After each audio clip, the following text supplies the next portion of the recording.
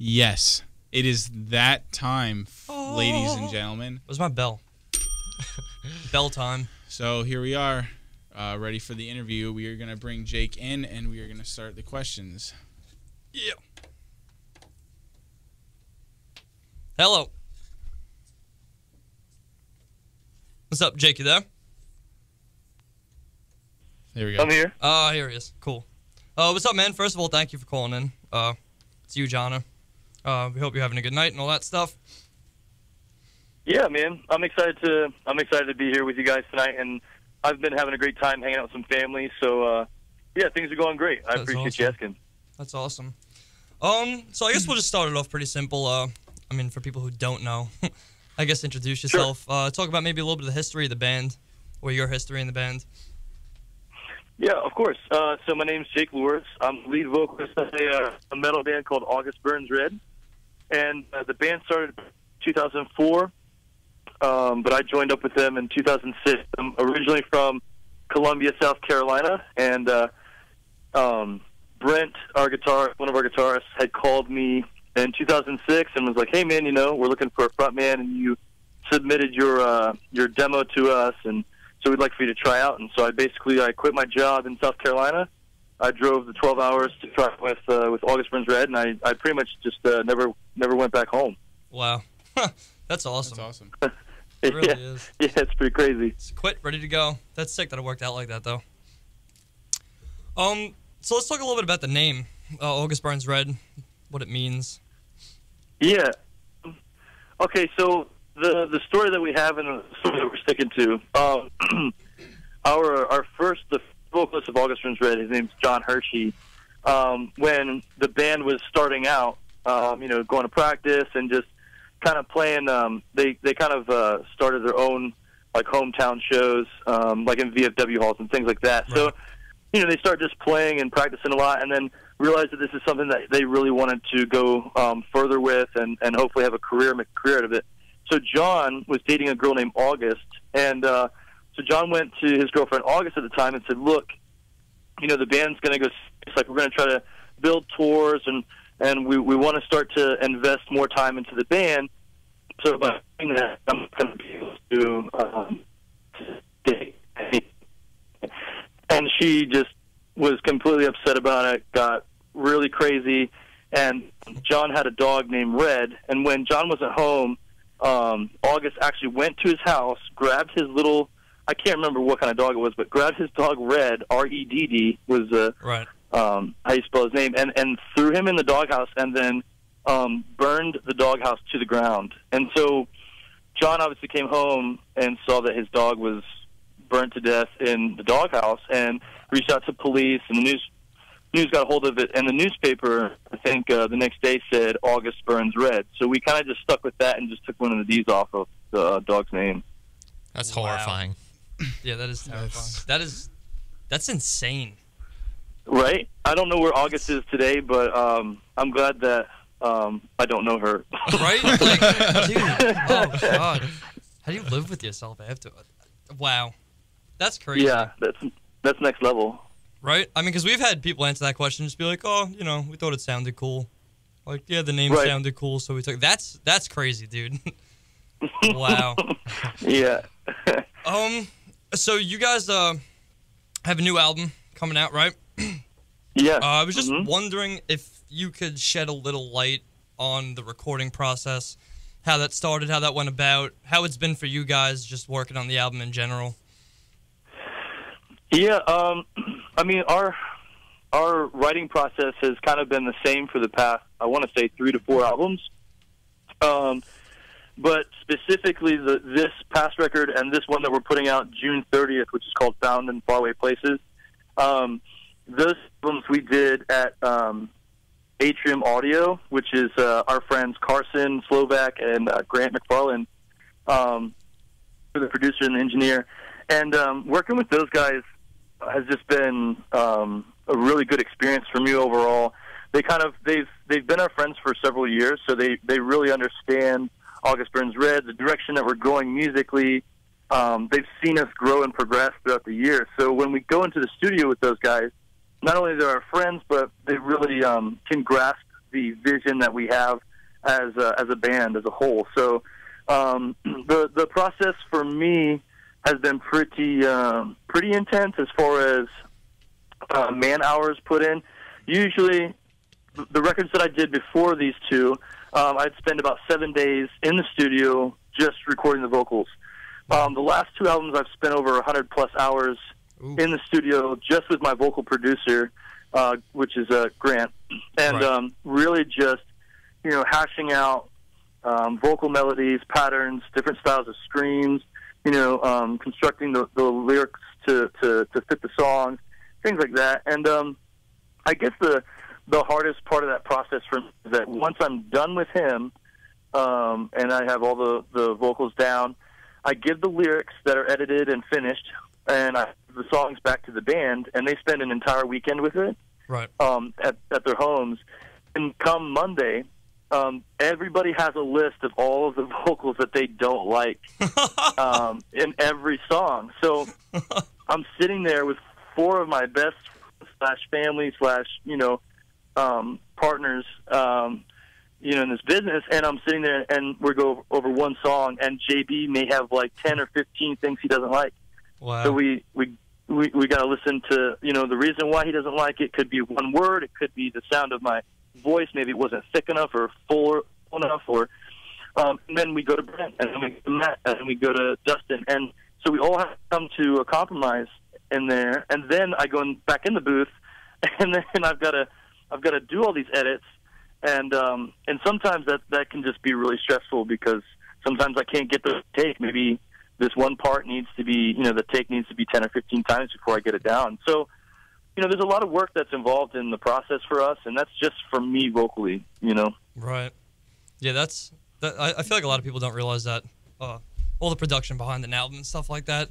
That's yeah, it just goes to show you like the process and getting everything to where it's perfect and stuff like that. And yeah, it can be stressful and stuff. I mean, we're all audio majors, so we've had clients come in for like projects and yeah, we see it, right. And sometimes it does take 10, 15 takes, but at the end it's usually worth it. Oh yeah, I mean this is the next 2 years of my life. I mean, this is my career, this is my passion and my dream, and our fans deserve a good product from us. They've they support us and they love our music, and that's our job. Our job is to bring something meaningful, something that is passionate and that carries on into other people's lives when they listen to it. Yeah, definitely. How do you guys go about writing instrumentally wise a whole album? Well, pretty much it's JB's our main songwriter. I think Dustin wrote Vanguard on this record, the song titled Vanguard, and basically, JB has this software called Tab It. So he tabs out all the guitar parts, he tabs out the bass, and he tabs out the drums. Right. And it literally sounds like Nintendo music. Yeah. it's like old school Nintendo music from like Mario. That's so awesome, though. Yeah, and because we've done this every single record, I mean, this is how, again, like our process. It's really important that we have this process. We like to be very organized and structured. And so, by this time, when I hear this like Nintendo music, I actually can envision what it's really going to sound like. You know what I mean? So, that's good and helpful for me. And then what we do is basically he emails that tablet version to everyone, and so then everybody learns it, and then we come together and practice, and then we play it together, and then that's kind of where we sit down and go, okay, I think this part might be a little too long, or the transition needs a little work, and we kind of start to produce at that point just with the band, all the songs that JB has tabbed out for us. And then they go in the studio, man, and I don't show up until maybe there's 4 songs finished, and then that's when my process starts. Right. Vocally. Right. So Tab It is pretty much where the skeletons are formed, and then you just hammer it out from there. Yeah. Definitely. That's cool. It'd be fun if you you guys put like a little snippet of like the 8-bit Nintendo style music, like right as like an outro or something. Yeah, we actually released one. I think it was on like Leveler. There's a song called Empire, Right. and we actually released the version of that. So you could look it up. I'm sure like on YouTube or something. Yeah, but it is that's awesome. It is kind of fun. I think if you listen to the song Empire and then listen to the Tablet, you'd be like, wow, I can't believe that went from that stage to that one. You know? Wow. Yeah, That's so awesome. that is awesome. So I love stuff like that. Little like Easter eggs, I guess, if you will. Right. well. Right. So the new single off off the new album, The Wake, was released. I have here that J.B. Brubaker has said to Billboard that you guys chose that as the first track because it was, quote, a real kick in the mouth, which is very accurate if you ask me. He also talks about how it's about the planet being destroyed and just like a general misuse of our resources. Could you be able to talk like a little bit more about like the meaning behind the lyrics in The Wake? I mean, that's pretty much it, man. Actually, because the way that our band works is, and this is also a little bit behind the scenes of the process for August Runs Red recording a record, but I write lyrics, Matt writes lyrics, and then our guitarist Brent writes lyrics. And then basically what happens is we had 30 lyrics all written for this album for 11 songs. So Right.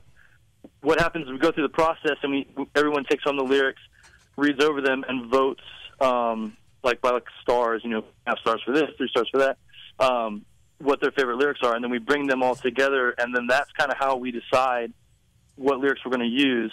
Because, August Runs Red isn't just, I'm not just the front man and the lyricist. Right. It's not just my, the way that I perceive life or, the subject matter that we want to talk about. It needs to be collective.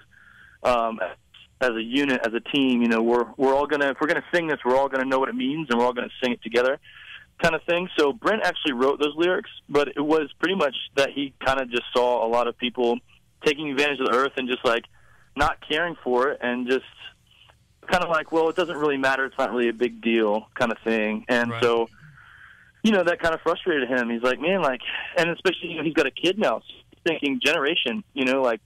Absolutely. The next generation and the next generation. It's like, man, if we're not taking care of what we have here, like, it's just going to be Absolutely. worse. It's just going to get worse and worse and worse, and our kids are going to have to live through that, Yeah. So it's easy I to think be that's his nearsighted. frustration. It definitely is easy to be nearsighted. Like, we can't really worry about it now, and then of course you have people that are just profiting off of it, so they're not going to do anything Yeah, to change I mean, it. I'll be honest, man.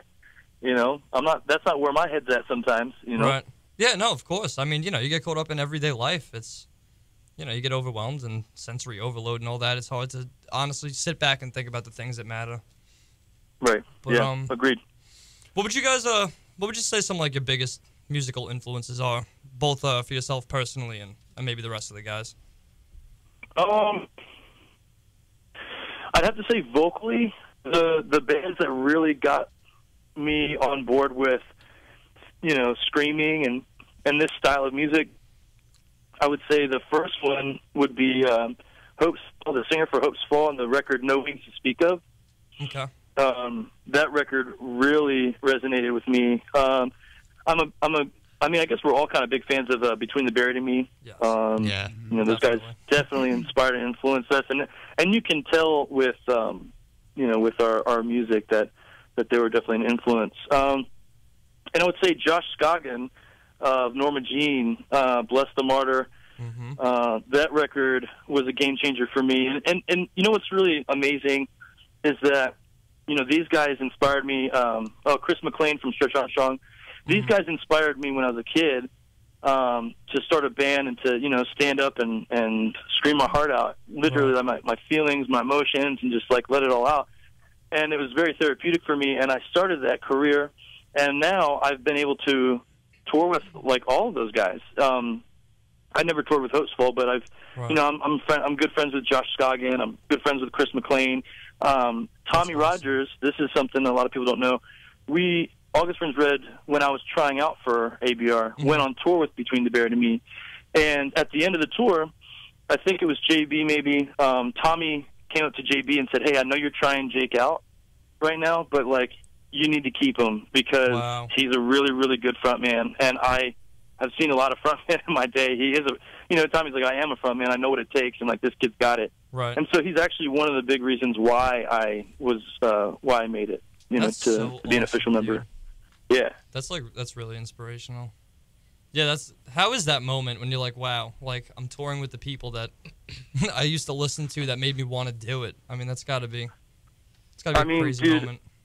It was like I definitely fangirled out, because I was like 20 years old or 21 or something, and I'm sitting here with like, in my eyes, and I still respect them even up to this point when I say this, legends, these guys created something. They created a movement that impacted thousands and thousands of people, and here I am, one of those people, and I'm literally sitting on the bus hanging out with Tommy Rogers, Right.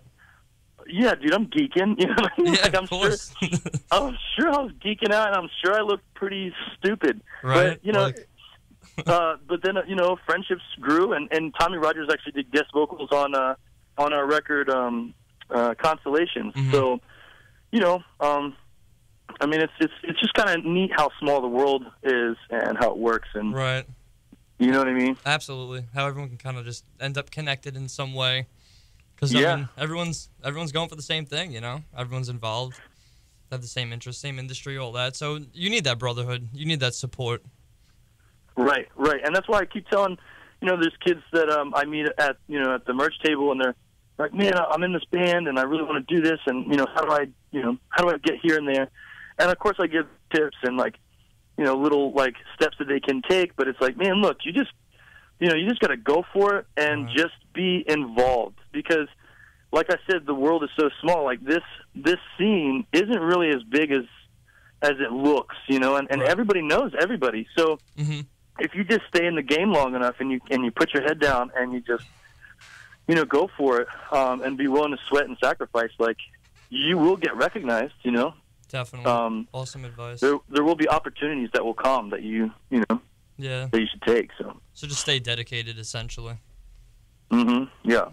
Are there any like truly memorable experiences that you could say you had playing live? Like any shows that stick out in your head? Just really come by, which is embarrassing than really exciting for me.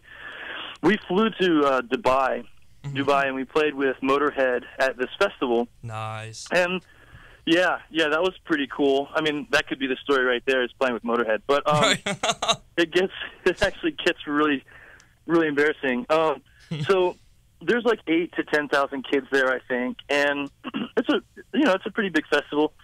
And so they've got this massive stage, and they've got these maybe four cameramen at the front of the stage, at the very front, and because there's these huge screens for all of the people that can't get close to the stage, so at least they can see. Yeah. So I get up on stage, man, and it must have been the second or third song, and I just do this. I used to stretch, crazy stretch, my legs all the way up, and I would just lean in on one leg, and I would scream. Right. And I did that, but this huge tear just opened right in my crotch, right with my thigh. I mean, and everybody knows the most unattractive body part on a man is his inner thigh, dude. I'm pale as a ghost. Yeah. I might, it's straight embarrassing. And all four cameramen, they just grab their cameras, they look at my crotch, and they just zoom in. Of course, dude. Of course. Yeah. Wow. So it gets worse. So oh my Lord, I can't believe I'm telling this. So then I'm like, oh my gosh, this is bad. So I obviously have to get out of that position or whatever. And the next song, the third song, fourth song, I don't think about it, and I do it again the opposite direction. and sure enough, dude, man, this huge freaking tear all the way down my crotch. That's perfect. And my thigh. And now I've got two huge gaping holes right next to my personal private area. And there's nothing I can do. I remember turning around facing Matt, my drummer, right. And I turn like a hard left, and I look at Bowman, who's my tour manager, and I'm screaming so loud. I'm like, Bowman, I need pants. I need pants. And he doesn't even flinch. Like, he wasn't even looking at me. He must have been dazed or daydreaming something. Right. Nothing. So I had to finish the rest of the set with these huge holes in my pants. And I was actually told that somewhere on YouTube there's actually footage from someone recording the screen and the cameraman zooming in on my crotch. So there you go. That's all awesome. I have for you tonight. I'm sorry. That's enough for me. No, that's perfect. You should have just ripped them off and rocked the short shorts. Right? I should have went all the way with it, but I Like, guess no, I it's wasn't. planned, dude. It's part of the set. We do it during rehearsal. I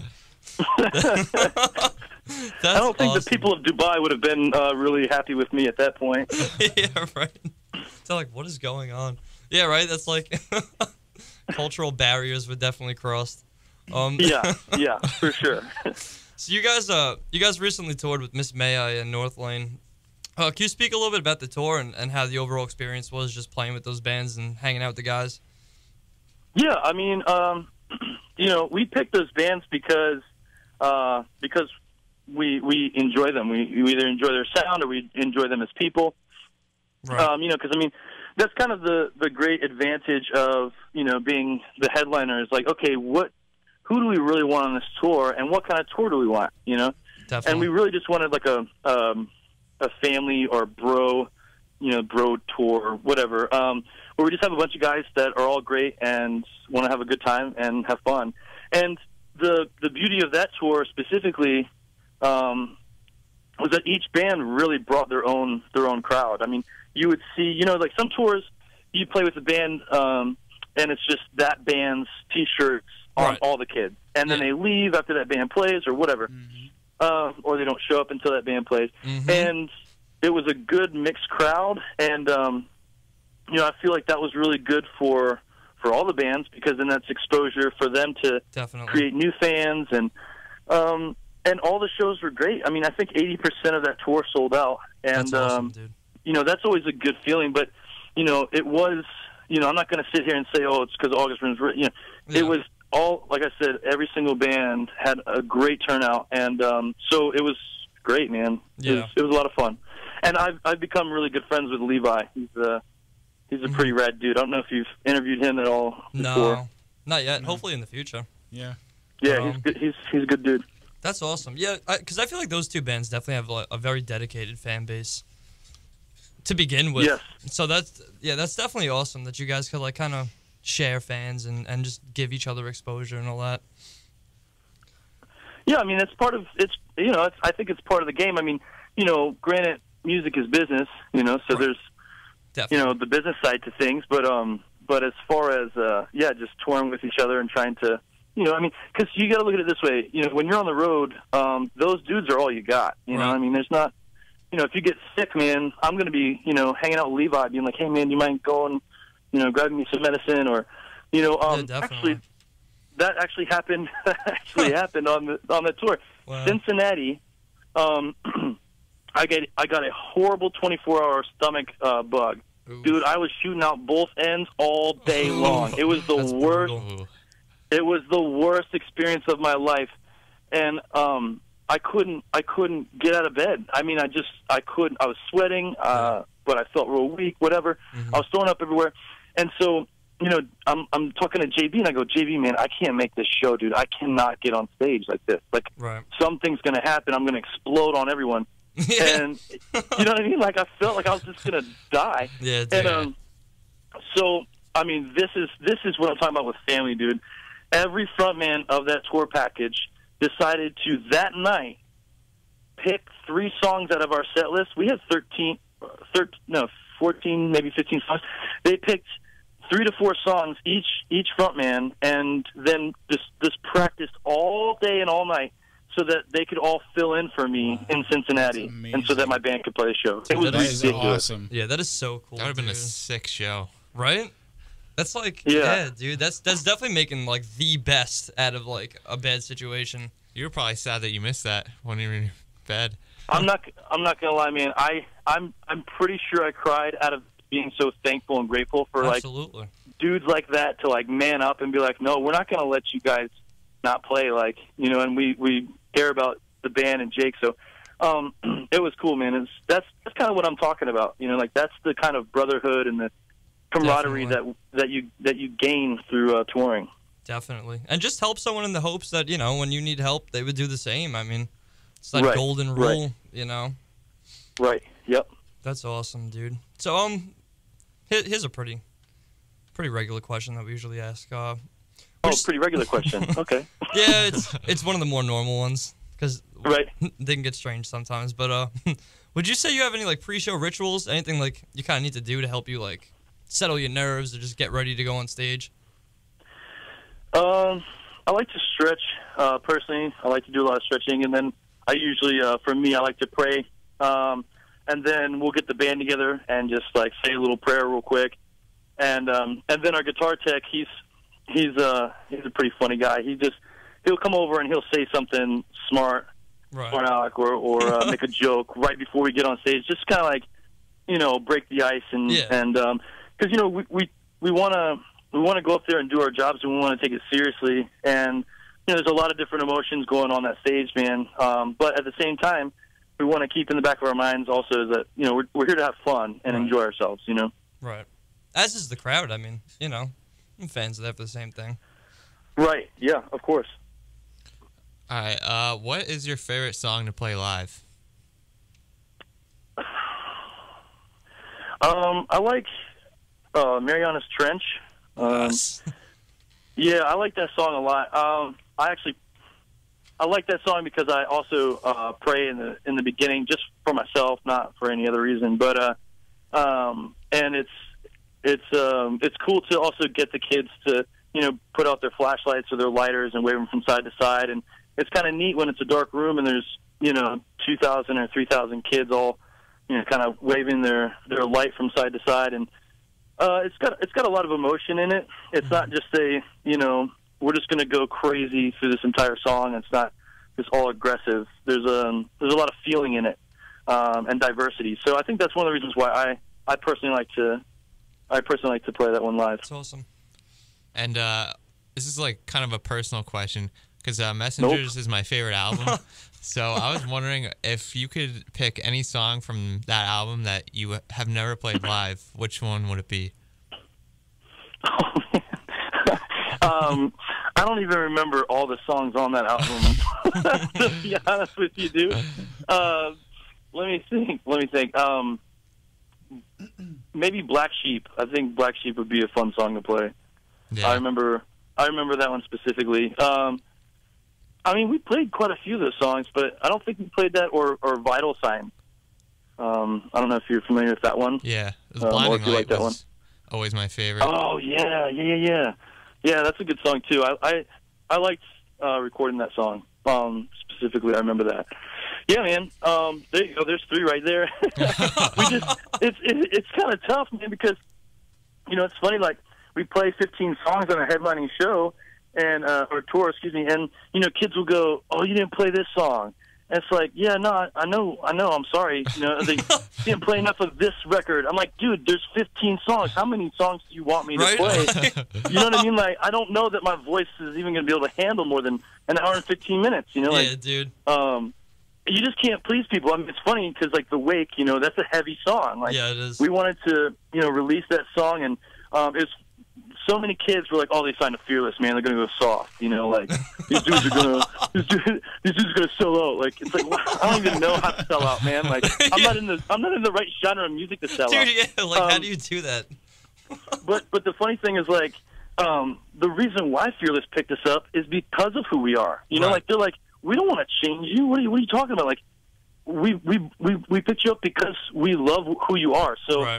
We decided, like on our own, it was like, all right, look, we're gonna release one of the more heavier and aggressive songs just to like get those cats to like, you know, quiet their mouths, you know. Yeah, all the Facebook comments, like. Yeah, it's just like, but you can't always please everyone, and you got to understand that, you know, in the music industry, and it is what it is, man. Absolutely, it happens so many times where like, I see this like every day. A band will release a new album, and then you'll have like. All of a sudden, like, the hate parade starts, and it's like, whoa, what do you mean? They should just put out the same thing they've been putting out because, you know, musicians don't need to evolve at all. Right. And it's like, dude. Right. And, or the kid that's saying, you know, you need to put out the same record twice. It's like, well, then there's another kid saying, why'd you put out the same record twice? You know, like, you can't win. Like, there's no... Yeah, no, you can't. You just do you. That's what you should be doing. You should be doing you. And quite frankly, this genre of music would be progressing and flourishing so much more than it is if the bands in this genre would do just them and not try to follow trends or try to, you know, replicate other, you know, musicians or, you know, rock stars or whatever, you know, like, so yeah, it's just, you know, just do you, and the people who enjoy you will follow you, and that's what it should be. Yeah, you know? dude, I couldn't agree more. I think that was perfectly stated. Hey, thanks, man. I really want to talk about heart support for a little bit, because I think it's super important, and if people don't know about it, then they need to. I remember we actually spoke to you for like a couple minutes at launch at the conference after the panel you did, and I remember you saying you wanted to help some fans that would come up to you like after the show at the merch table and, you know, tell you stories and stuff, and it kind of inspired you to start the organization.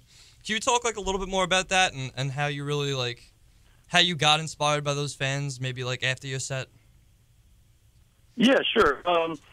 So I kind of made this promise that after every show that I would go to the merch when I talk to kids, and I stuck to that promise for, I want to say 5 years, 6 years, and I started to see just this repetition of kids coming up and saying, look, you know, your music saved my life, or your music, you know, I was a heroin addict, but I've been clean for 6 months now because of the song Composure. Or, you know, they'd come up and they'd have redemption lyrics on their arm and say, you know, your song Redemption really helped me, strengthen me in my faith in God, or, you know, all these things. And it would turn to, you know, I was sexually assaulted, or my parents are getting divorced.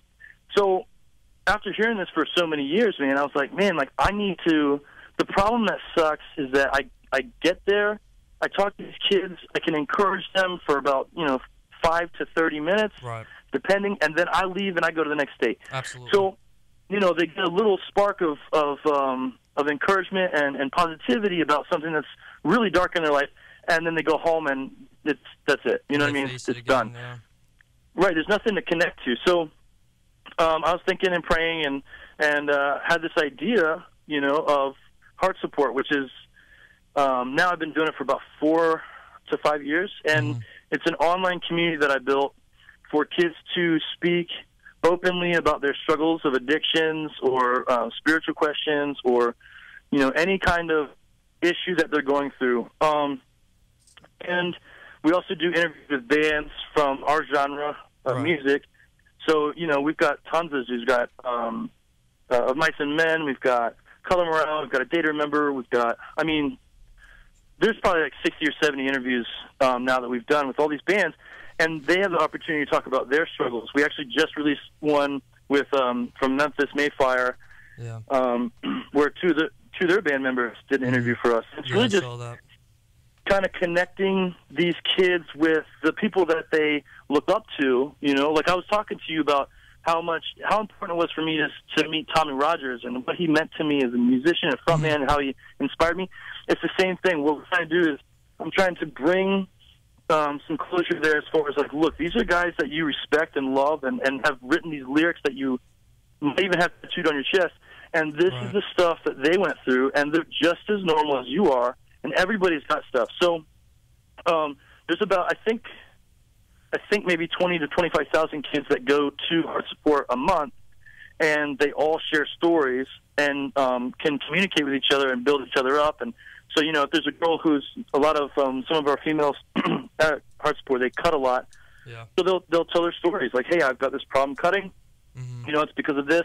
And sure enough, you know, there'll be like 2 or 3 other girls that are like, oh my gosh, like I'm doing the same thing, or I've been there and I've overcome that, and this is what I did. So that's the great aspect of it. But I know I'm rambling here, but just one more thing that I want to add. It's so important. Is that it? Ultimately, you get kids that go to Heart Support because they need community, they need encouragement, and they need love, and they need to talk openly about what's going on in their life. And you know, sometimes people don't have friends. You know, they don't have a place to go, so they go there, and then they do that.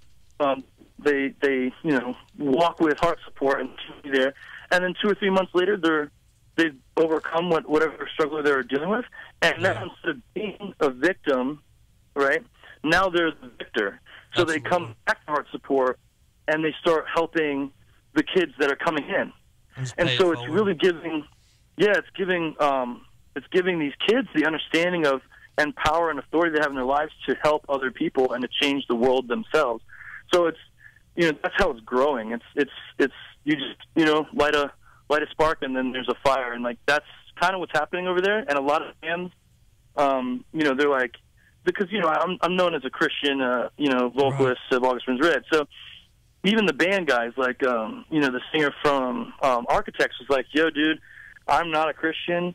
Right. I don't believe in what you believe in, but what you're doing is amazing, and I want to help support you however I can. So, it's really something that a lot of bands in this genre have started to recognize and see the good in it, and want to partner up with us. And that could be interviews, that could be passing out flyers on their tour, that could be wearing a T-shirt on stage. I mean, whatever, But it's cool to see unity. And people starting to rally around love and positivity, rather than wearing a pull the trigger B shirt or whatever. I know I'm on live radio, so I don't want to curse, but I almost did. I know what you're saying. But that's what we're trying to do here. I'm trying to start a movement for these kids to have hope and encouragement, so that they can go out and they can be the next front man of a band, or they can be the best person that they can be and not feel scared or alone, Yeah, that's definitely a beautiful thing, too, no matter what you believe in. I mean, in my opinion, it all comes down to just being a good human being. That's really it, and this is definitely very important, I think, and I know a lot of people would agree with me. How could people become involved with the organization, or maybe just help spread the word, stuff like that? Yeah, I mean, if they want to it depends on involved. I mean, that can be a weighty word. So what we do is, if you want to be involved, quote unquote, email info@heartsupport.com, and then you can, ask, hey, my name's, James, and I want to be involved with Heart Support. These are some of the things that I'm really good at. I'm really good at writing, or I'm really good at, promotion, or I work for a company and we could, maybe make these things for you for a discounted rate since you're a nonprofit, whatever it is. Right. So we can kind of give them a list of different ways they can be involved, because the last thing that we want to do is give too much to somebody that they can't do it. They're like, oh man, that's so much time. It's too much effort. Mm-hmm. So email info@heartsupport.com, and then kind of, maybe tell us what it is that you'd like to do or what your gifts are. And then, if you don't want to do that, you don't want to get that involved. I mean, just the simple, retweeting our tweets and, encouraging people to follow our Instagram. We're going to hopefully come out with a Heart Support app for this year's Vans Warped Tour that we'll be on, or Journeys Warped Tour, excuse me. And, that's going to be free. Even encouraging your friend, like, when it comes out, like, hey, man, like, we just talked the other day about, like, you being bullied in school. Like, real quick, there's this community that I know online. Like, maybe you want to check it out. Because when kids register online, they don't have to give their actual real name. They can make a pen name so that no one knows who they are, Yeah. So those are ways that you can definitely help and just spread the word at this point. Yeah, definitely. Me and Dave have been talking about this, like, after we talked to you at launch, and we both sat down and talked about it and said, like, we really, with being on live radio, we want to really help Heart Support out in any way possible. Spread the word. Help spread the word and get it out there to people. That's awesome, man. Yeah, it means a lot. It really does, for sure. I appreciate it. Yeah, dude. And congratulations, by the way, because I know Heart Support's nominated for the Artist Philanthropic Award of the Year at the APMAs. So just congratulations real quick.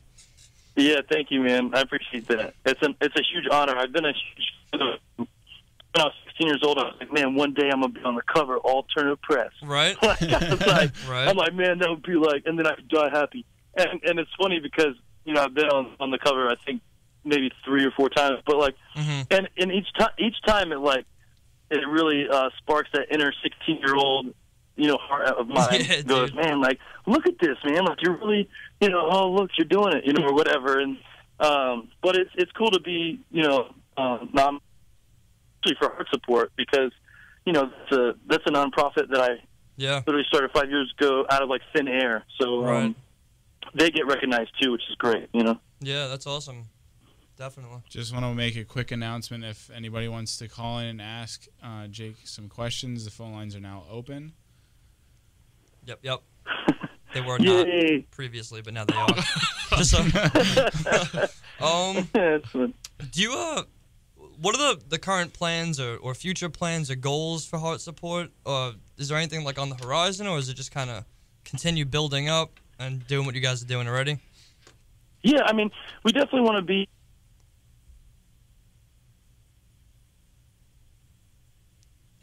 I would like to do is I'd really love to. Again, it's a nonprofit, so it's really hard because a lot of these projects cost a lot of money. Right. But I would love to bring heart support on like a tour package with, maybe 3 or 4 bands. Not ABR being on the package, but just let's say, like The Word Alive, Color Morale, and another band or 2 other bands, and kind of have one of my heart support guys on the tour and set up a table each night and kind of get the band guys to encourage kids to check out heart support. And, because this is, our demographic, the people that we're looking to help, are these kids, like, are fans of this music industry and this genre of music. And that's who we want to reach. So I think really kind of doing more groundwork and building relationships rather than just saying like, hey man, like, there's this cool, like we want to really extend our hand to you and build those relationships with these kids. So like, I think that's a really good way for us to do that. And really kind of show these kids who we are and what we're really about. And then I guess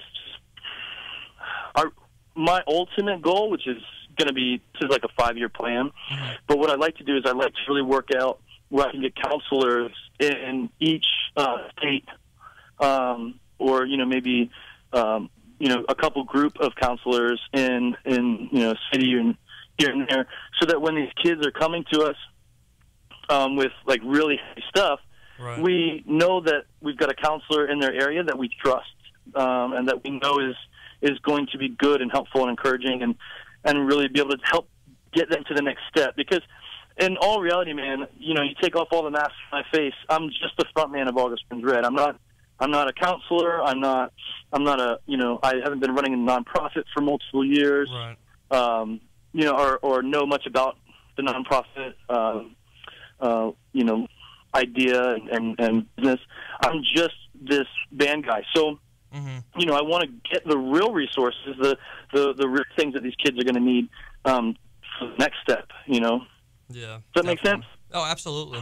Yeah, just get that system up and running, so people know that they have someone to go to and talk to and stuff. That's definitely important. Just I feel like face-to-face interaction is also a big part of it too. Like it definitely helps to be able to go online and get your stories out, but when you have somebody sitting there, that human element is still in it. Stuff like that. Yeah, definitely check out Heart Support. Find out how you can get involved and all that, because it's definitely an important foundation.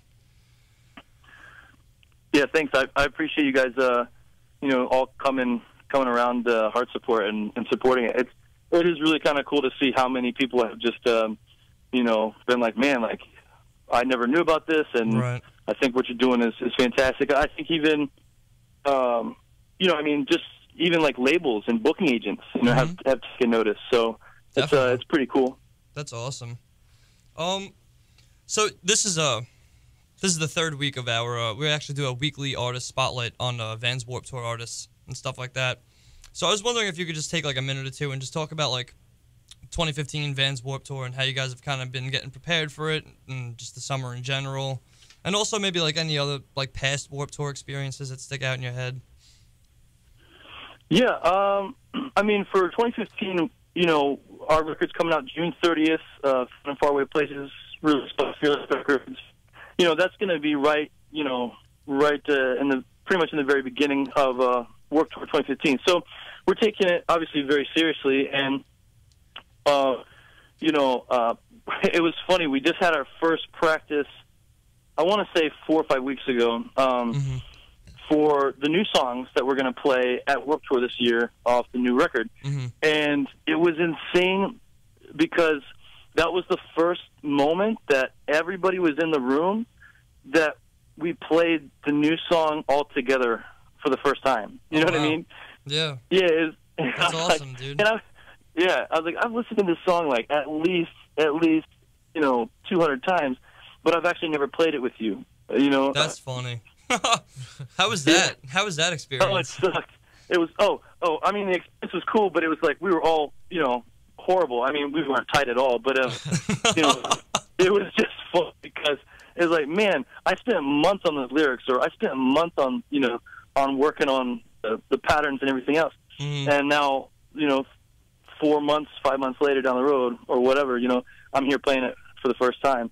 But we've been practicing a lot, man, for Warped Tour. We just feel like, we want to make sure we get our A game on, and I've been going to the gym quite often. It's kind of the other thing that I enjoy doing. I like to practice. I like playing shows, and then I really like going to the gym. So just trying to stay fit and prepared for the hot heat at Warped Tour. And definitely.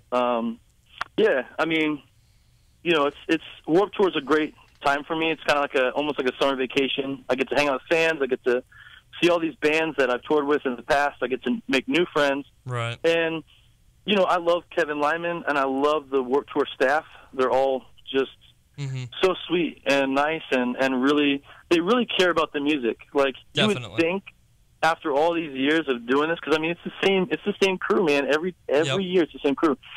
And you would think that these guys would be like either all about money or just jaded and doesn't care. No, man, like these people are ride or die, like music lovers, and and it's really nice to see that. It's inspiring to me, Yeah, definitely. Yeah, we got the chance to actually meet Kevin at launch as well. And that's actually how this whole thing actually got started. Is we said, hey, we do this radio show.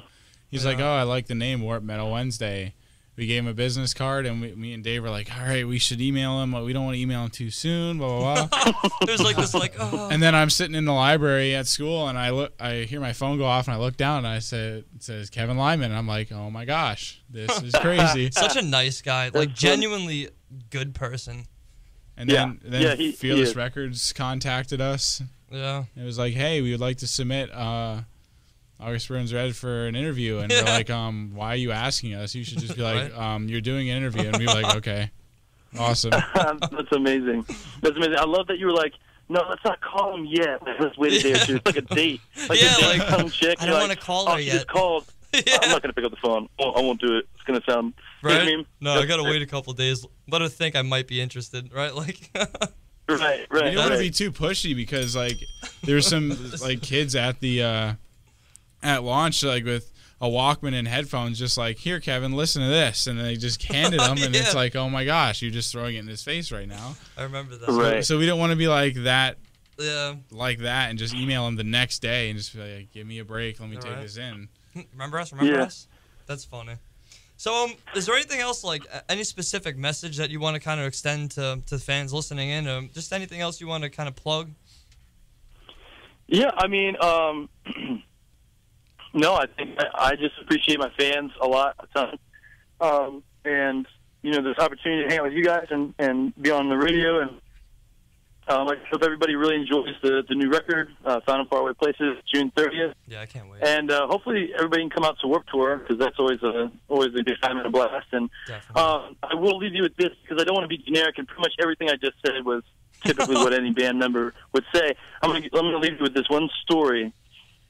Sweet. And it has to do with buying albums. So I was at the merch table once a couple of years back, and I'm meeting all these kids, and they're like, hey, man, you sign my shirt. Hey, man, you sign my hat. Hey, man, sign my hand. Hey, man, sign my face. Hey, man, sign it. And this one kid comes up to me, dude, and he's like, hey, man, will you sign this, your album for me? Literally, it's in a clear jewel case, and it's a burnt CD, dude. Wow. He burnt my music. Wow. And then had balls asked me to sign the burnt album. That's Please gotta do not be a do joke. that. Like, Please do not do that. Wow. I mean, that's not funny. It's funny, but it's not funny. What did you say? What did you say to him? It pained me. I literally probably just I was probably oh god. You know what I mean? Like, really, dude? You just, Right? I would. This is what you're gonna do. But I'm a softie, man. I ended up signing it. Yeah, so yeah. You know, Should've left, but like, a please don't little do note. that. Yeah. Go buy the record if you really like it. I mean, I understand people, listen to Spotify, and that's great. And if they like an album, they'll go buy it. Like, give it a chance, whatever. But it really does mean a lot when our fans actually go out and buy a physical copy and support us that way. I'm really into that. It's much appreciated. Yeah. So, I'm Anyways, known for going to shows, and every time I go to a show, I'm like, I just spent a lot of money on merch last week. I got to really cut back. And I go to a show. Oh, there goes $40. I bought a vinyl, a T-shirt, a sticker, and all this stuff. I'm like, oh, well, I broke my rule. Every time. A lunchbox, pot and pan, sleeping bag. A lunchbox, you said? yeah. Two more funny things. It was actually like a month ago or a couple months ago. You go to the Black Comb, and I started following them. And I was at my girlfriend. She goes to Elizabethtown, and I was like, oh, I think this place is nearby. And since then, I made an appointment, and me and Dave drive an hour and a half, at least 3 times, once or twice a month to get our hair cut. Shout out to because Evan. I saw that you posted about the Black Home. See? Yeah, that's awesome. It's that word of mouth advertising. And probably it's a great place. We should ask the hardest question that we always ask. Oh yeah, we have on to an interview. We have to ask you this before you leave. If you were stranded on a deserted island and you can only take one record with you for the rest of your life on the island, what would it be? Dude, really? By far the hardest question we ask. I would say no record because I'd rather listen to Silence than to pick one album and then think of all other albums that I would have done. That's an acceptable answer. That totally makes sense. We've had people pick their own. Sean Spahn from Eye the Breather picked his own album. He would. He's like, can I pick my own? Is that bad? Whatever, I'm just going to pick my own. That's amazing. I like your answer, though. Yeah, just like not feel guilty about all the music that you could have had. Just have nothing. Yeah. I would just rather have Silence, so. Yeah, we're really excited for you guys to be on Warped Tour. Hopefully we can maybe hook up and hang out with you guys, and we start playing your music more. Yeah, well, we do every week, so. Absolutely. Awesome. Yeah, I can't wait for the new album. Well, I appreciate it, guys. And, yeah, dude, thank you so much. Yeah, Heart Support's going to be on Warped, so maybe I can meet up with you guys, show you around, you can see what Warped's doing at Warped, and then hang out on the bus and have a nice cold water and some AC. That'd be awesome, man. That we sounds look forward great. to it. Thanks again, Jake. We really appreciate it. Thanks. Have a good night. Good night. Thanks.